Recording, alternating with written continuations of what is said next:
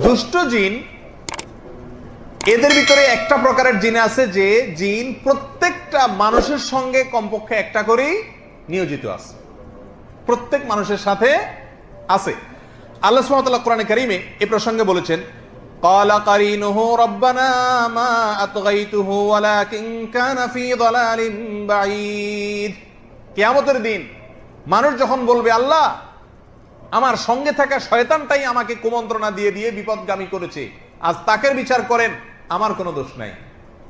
তখন মানুষের যে কারিন, প্রত্যেকটা মানুষের সঙ্গে যে দুষ্ট জিন থাকে, শয়তান থাকে, সেই শয়তান দুষ্ট জিন বলবে আল্লাহকে, রব্বানা মা আতগাইতুহু, ও আমার রব, আমরা এদেরকে পথ হারা করি নাই, বরং সে নিজেই বিপদগামী ছিল।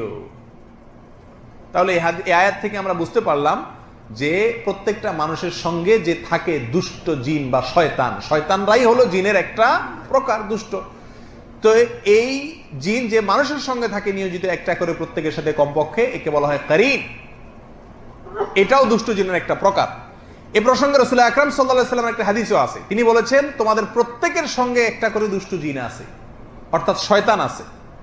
দুষ্ট জিন মানে শয়তান, সকল শয়তানই জিনের অংশ।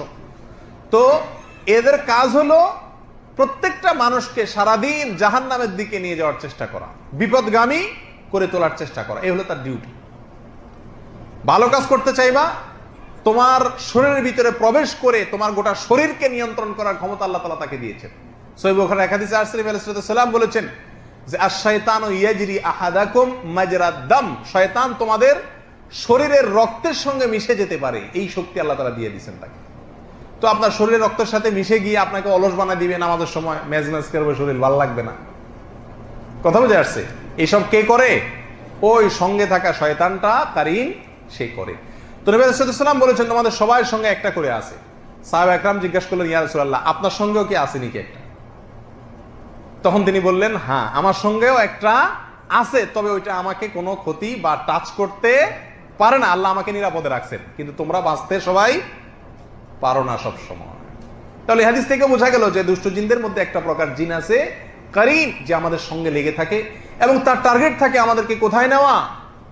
জাহান্নামে নিয়ে যাওয়া। ইবলিস আদম আলাইহিস সালামকে যখন সিজদা করতে অস্বীকার করেছে, তখন যে তাকে আল্লাহ তাআলা জান্নাত থেকে বের করে দিয়েছেন, তখনই চ্যালেঞ্জ করেছিল ইবলিস, লাউবিয়ান্নাহুম আজমাইন, মানুষের প্রত্যেকটা সদস্যকে, এই আদম যার কারণে আমাকে জান্নাত থেকে বের হতে হলো, এর প্রত্যেকটা সদস্যকে আমি পথ ভ্রষ্ট করে ছাড়বো, জাহান্নামে নিয়ে ছাড়বো, আমি একা যাব না।